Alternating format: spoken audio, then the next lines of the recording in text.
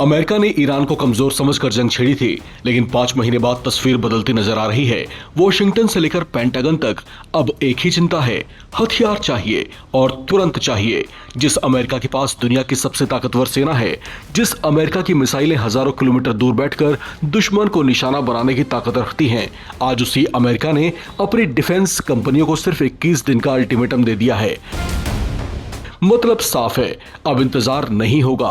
Patriot missile, third interceptor missile defence system, Iran के साथ लंबी चली जंग ने इन अहम हथियारों का अमेरिकी भंडार तेजी से खाली किया है और अब पेंटागन चाहता है कि हथियारों की प्रोडक्शन लाइन युद्ध की रफ्तार से दौड़े।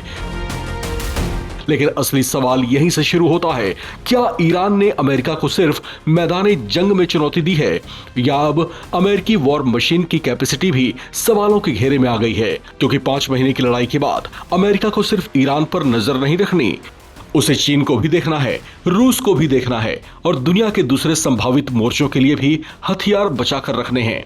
और यही सबसे बड़ा डर है। अगर ईरान जैसे एक मोर्चे पर लंबी लड़ाई अमेरिकी हथियार भंडार पर दबाव बढ़ा सकती है, तो चीन जैसे बड़े सैन्य प्रतिद्वंदी के साथ लंबा संघर्ष हुआ तो अमेरिका कितने दिन इसी रफ्तार से हथियार झोंक पाएगा? यानी आज लड़ाई ईरान से है, लेकिन पेंटागन की नजर कल की जंग पर भी है। इसलिए हथियार कंपनियों को 21 दिन की डेडलाइन दी गई है। नवभारत टाइम्स की इस रिपोर्ट में आपको अमेरिका की उसी वॉर मशीन का पूरा हिसाब बताएंगे। साथ में यह भी बताएंगे, क्या वाकई ईरान ने अमेरिका की हालत पतली कर दी है?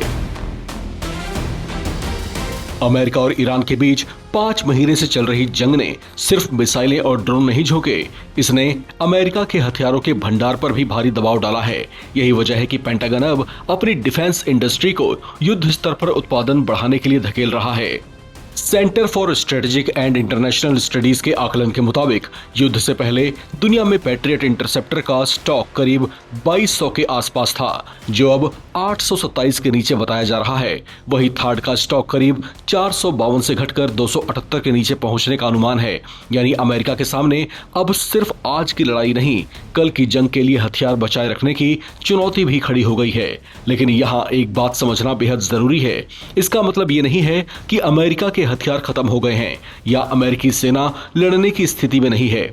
असली चिंता यह है कि अगर लंबे समय तक बड़े पैमाने पर हथियारों की खपत जारी रही तो इन स्टॉक पाइल को दोबारा भरने में कितना समय लगेगा, और यही पेंटागन की सबसे बड़ी चिंता है।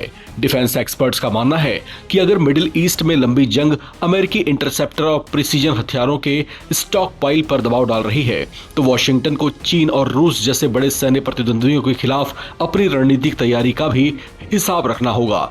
खासकर चीन के साथ संभावित बड़े संघर्ष में मिसाइल डिफेंस की जरूरत कई गुना बढ़ सकती है। इसलिए आज पेंटागन जो हथियार बना रहा है, उसका मकसद सिर्फ आज की जंग नहीं, आने वाले संभावित संघर्षों के लिए अपनी सैन्य क्षमता को सुरक्षित रखना भी है। उधर ईरान भी पीछे हटने के मूड में दिखाई नहीं दे रहा। राष्ट्रपति मसूद पेजेश्कियान ने साफ संकेत दिया है कि ईरान मुश्किल हालात के लिए तैयार है और देश के नेतृत्व के फैसलों के साथ खड़ा रहेगा। उन्होंने जनता को ये चेतावनी भी दी है कि लंबे युद्ध का असर महंगाई और रोजमर्रा की जिंदगी पर पड़ सकता है। यानी एक तरफ अमेरिका अपनी हथियार फैक्ट्रियों को तेज रफ्तार देने में जुटा हुआ है, दूसरी तरफ ईरान लंबे संघर्ष के लिए मानसिक और राजनीतिक तैयारी का संदेश दे रहा है। और यही इस जंग की सबसे बड़ी तस्वीर है। ईरान के खिलाफ शुरू हुआ सैन्य अभियान अब सिर्फ मिसाइलों और बमों की लड़ाई तक नहीं रह गया है। ये अमेरिका की हथियार उत्पादन क्षमता, स्टॉक पाइल और लंबी जंग लड़ने की तैयारी की भी परीक्षा बन चुका है। क्योंकि युद्ध के मैदान में ताकत सिर्फ इस बात से तय नहीं होती कि आपके पास कितने हथियार हैं, बल्कि इस बात से भी तय होती है कि खत्म होते हथियारों को आप कितनी तेजी से दोबारा बना सकते हैं।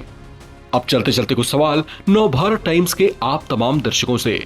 आपको क्या लगता है, क्या ईरान ने सचमुच में अमेरिका की हालत पतली कर दी है, या अमेरिका अपने स्तर की तैयारियों में जुटा हुआ है? कमेंट करके अपनी राय जरूर बताएं। चैनल को सब्सक्राइब करें ताकि आप न रहें किसी खबर से बेखबर। देखते रहें नवभारत टाइम्स।